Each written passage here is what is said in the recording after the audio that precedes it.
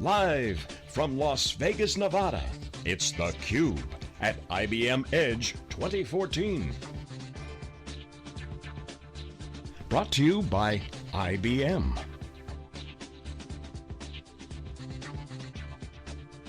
Now here are your hosts, Dave Vellante and Stu Miniman. Welcome back to Las Vegas, everybody. This is theCUBE. theCUBE's our live mobile studio, SiliconANGLE's flagship program. We go out to the events, we extract the signal from the noise. Stu and I are pleased to have Stephen Jones here. He's the CTO of TriDatum. We always love to talk to CTOs. In particular, we're going to talk about mobile, mobility, and TriDatum.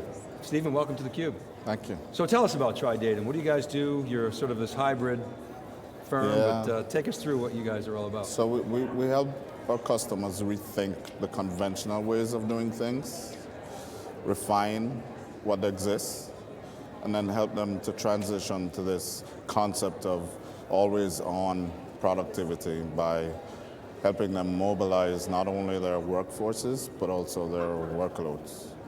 So, I would imagine you're not having to drag people kicking and screaming, right? Doesn't everybody want to go mobile, or is it the case that they don't know how, or maybe they don't realize they need to do it? Well, the challenge is the cloud, big data, mobile, social.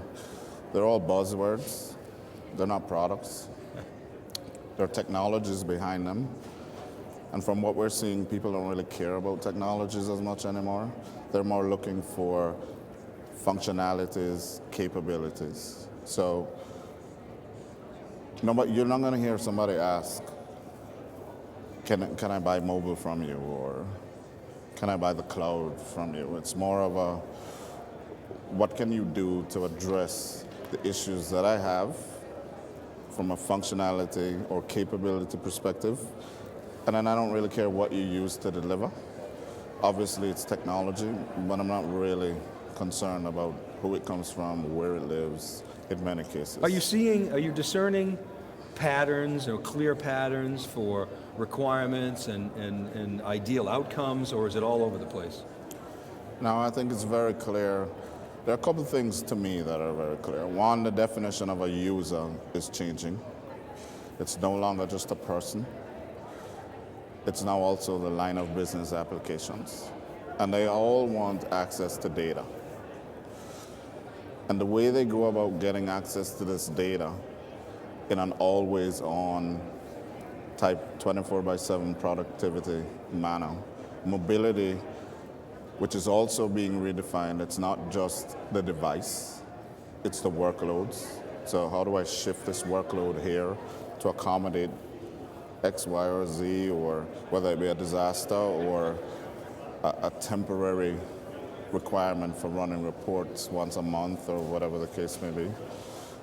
We're seeing this shift towards more of everything tends to be centered around that, but then you have to use the cloud, VDI, analytics comes into play, social, all these different buzzwords that have technologies behind them. Regardless of what's going on, it tends to be centered around that. Hardware isn't going away. It's just nobody really wants to have conversations about server storage, whatever. They want to have more conversations about what the server storage applications can do for them. Some people still want to hug it, so you will have on-prem.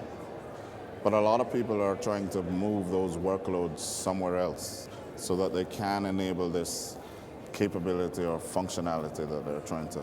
All right, so Stephen, I wonder if you could help us unpack that mobility a little bit. So, Sure. I think, a few years back, VDI was all the buzzword, and too often that kind of monolithic desktop and just making that available other places didn't meet a lot of users. There were certain use cases that were great for that. I've heard from a lot of companies that, it's like, I just want to enable a mobile workforce.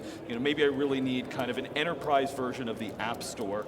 Can you walk us through, what are you seeing on that trend? Do you guys as a managed service provider help companies build that kind of application portfolio for the enterprise? Yeah, or, how would you describe it? I think when you look at what with respect to your question, there's an internal aspect and then there's an external aspect. And from an external standpoint, it begins with securing that device and the data that lives on it, right? So we begin there, which is where the FiberLink Mass 360 piece plays a major role from an IBM perspective.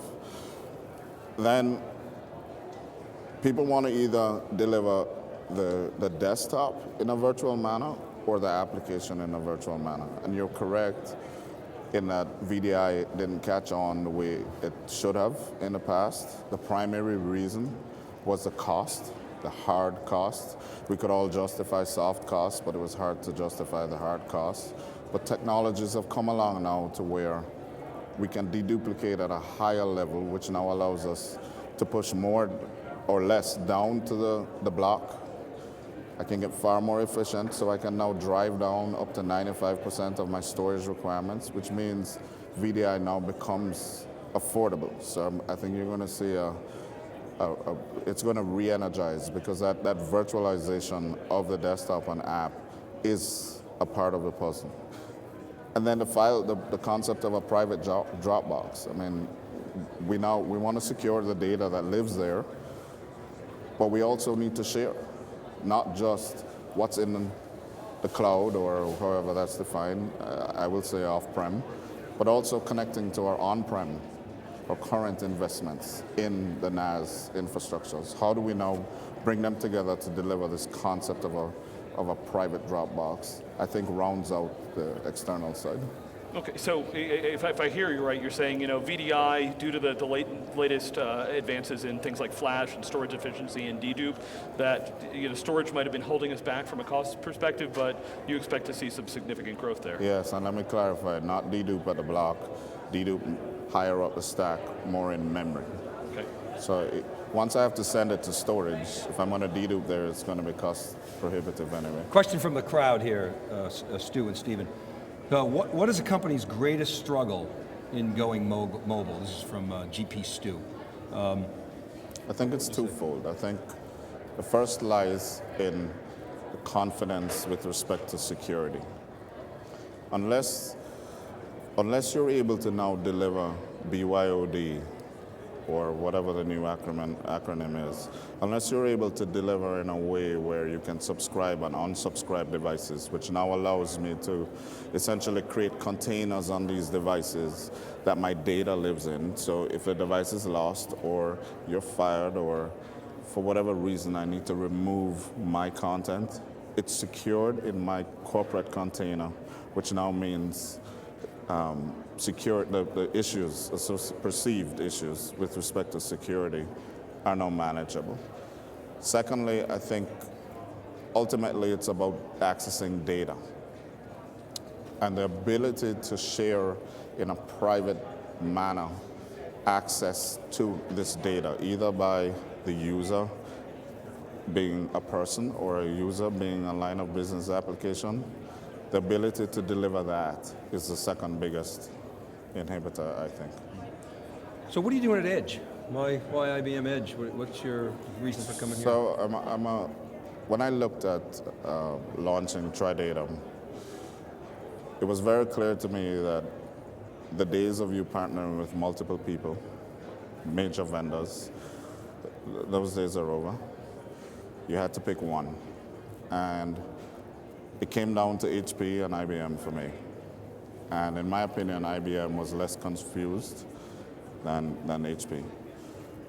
And then when I dug deeper, I realized that the perception, the confusion was more based on perception versus reality.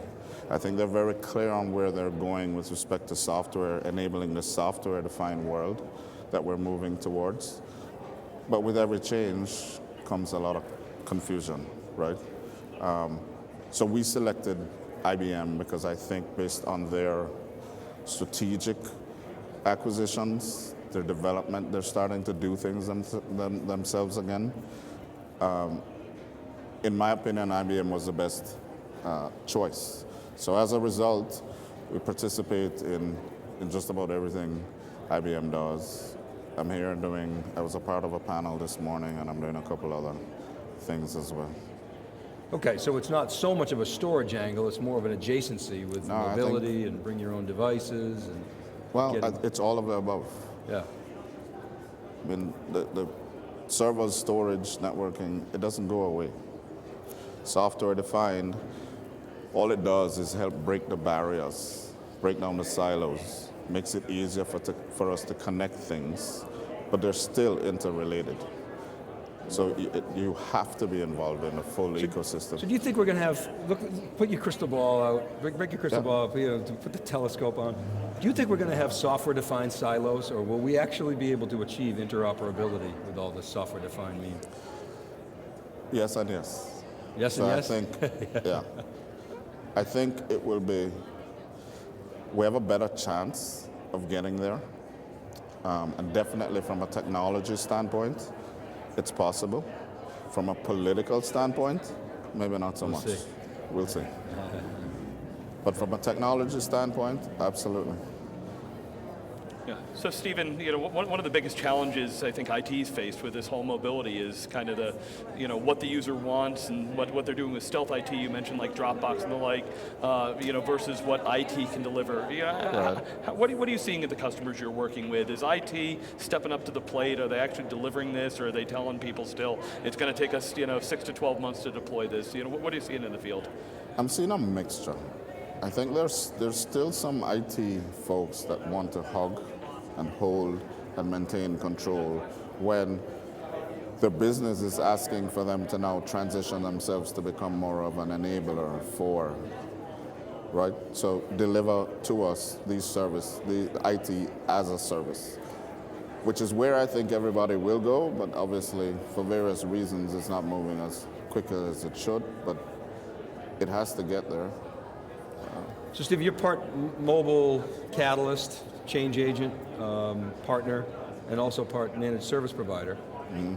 What's your take on the public cloud? What do you make of things like, Amazon announces VDI for the cloud, workspaces or whatever they call it. Where's the public cloud fit into your customer strategies? So from what we're seeing, the cloud is becoming more and more commoditized. And people want choice. And they want choice not just based on the traditional ways of thinking, but they absolutely want choice in terms of the different providers. I don't think on-prem is done. I think they also want choices with respect to data centers that their on-prem, so to speak, assets live, right? So I believe it will function more as an enabler for different workloads, for different requirements, IT requirements that will be more aligned with the partners or the public cloud providers that do those specific things well, because they don't all do all things well. So I think you'll see more of a brokering of these commoditized public cloud offerings with appropriate alignment of workloads with the ones that do those different things well. So you're not telling your clients don't use public cloud infrastructure, you're saying use it as another arrow in the quiver. I'm saying it's one of the options. The public cloud is no longer as unsecured as it was once perceived to be. It never really was. But now the perception of the public finds it a little more secured, and I think there's a place for workloads to live there. I think there's a place for private clouds that may not physically live in one of those providers that you mentioned, but it could live on a floor that's not in their building. And then there's a place for workloads that have to live within their building. So building an ecosystem that enables the appropriate alignment of workloads according to your business objectives is where it's at. So let me say that in more of a colloquial way. So you talk about workloads. The average age of an enterprise application is probably close to 20 years, right? So that stuff probably doesn't go to the public cloud, but all the cool stuff does. All your mobile apps, all your web scale apps. At some point, don't they overwhelm sort of the amount of value being created? Or is that not the case in your view? I don't think it's the case, because I don't think everything that can be mobilized belongs in a public cloud.